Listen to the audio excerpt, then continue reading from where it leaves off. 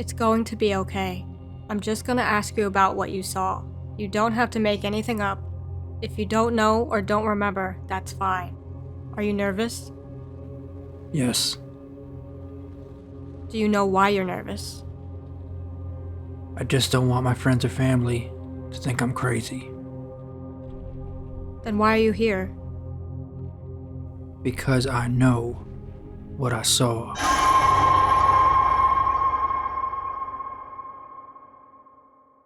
Walk me through what happened that day. Well, the beginning of the day was so normal it's hard to remember exactly what happened. The weather was supposed to be good, so I planned on going for a walk. While I was out there, everything appeared to be the way it should be. But I still had this weird feeling. Like I wasn't alone. Things were just so quiet. So I started looking around, wondering where all the animals and birds were. For winter, it was a fair weather day. The animals should be taking advantage of it. That's when I noticed these prints in the snow. I'd never seen prints like these before. I stopped and thought maybe I should turn around. Maybe today wasn't a good day to be outside. That's when I got scared. I don't know how. I either missed these prints while I was walking, or whatever this is, managed to walk right by me without me noticing. When I looked back, our tracks were all next to each other and mixed up. I didn't know what to do. Did something walk right by me without me noticing? Could it be using some cloaking device? I wasn't sure. So the first thing I thought was, I need to get off the path and as quietly as possible, start heading home. Now up to this point, I'd been walking through the woods maybe 50 minutes. But I was on the path. Walking slowly off the path, it could take me 3 hours to cover the same distance, if I didn't see anything. But I did. I started to hear these growling, grumbling sounds. They were coming from a part of the trail where there was a break in the foliage that you could walk through easily. That's when I saw it. This disgusting, bald monster thing. Now I was trying to walk carefully, but I must have made a sound because it turned around and saw me, showed me its teeth, and let out a war cry.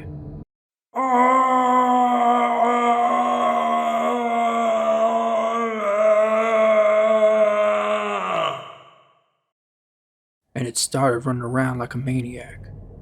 I ran out of there so fast. I made it back the rest of the way home in under 10 minutes. Did it chase you? I'm not sure. I could hear something that sounded like it was running after me, but I was just so afraid. Instead of looking back, I just ran harder. Squirrels are pretty fast, and this thing was way bigger than a squirrel, so I figured one wrong step, and it would be able to pounce on me quick. What do you think it was? If you had to put a name to what you saw, what name would you give it? Well, for one thing, it was bald, but it stood up on 2 legs.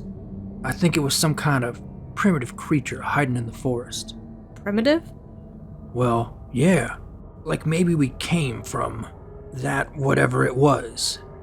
The way it acted, shouting and showing its teeth, and its baldness, I think we all used to be that, but not bald.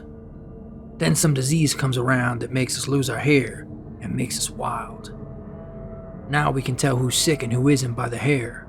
That's why I honestly believe I saw a hairless. Those of us with some kind of natural immunity go on like normal, staying away from the hairless, only creating families with others not infected with hairlessness. After being shunned, the hairless probably took to hiding. Their primitive minds were too intimidated by us higher beings. That's why they're so hard to spot now. There have been increased hairless sightings reported all along the southern perimeter. But some say if the hairless are real, shouldn't we have some evidence? Why has a dead hairless never been found? You'll be happy to know I've given a lot of thought to that. I know some will say, oh, maybe they bury their dead. Phew. Yeah, right.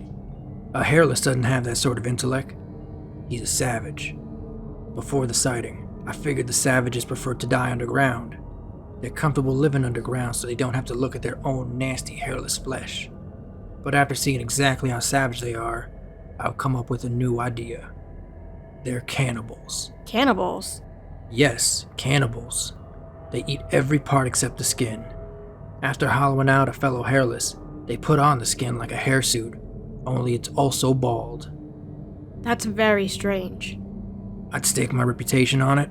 What if they were just trying to be nice? Trying to be nice? Okay, so after this happened, I went out looking for them again, alright? And one night, I see a group of them. They'd made some primitive shelters, really weak and poorly made. They wouldn't survive a squall in one of these. A good wind would kick it around and rip it to bits. So anyways, I watched them, and after I was sure they were asleep, I checked what was on the fire. They were eating some kind of sugar-covered metal. Are you sure? Why would they do that? For defense.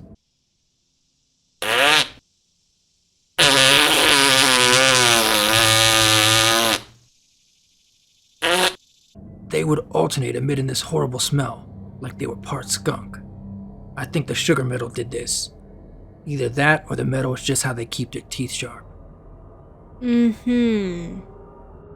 It's almost time for us to go. But before we leave, is there anything you'd like to say to the audience? Just be careful out there. These things are feral. The wild is their home. When we go out, it's like we're invading their home. So if you see one, don't attack it. That'll just make it mad, and then it might bite you with its metal-eating teeth, or skunk you if you're not careful.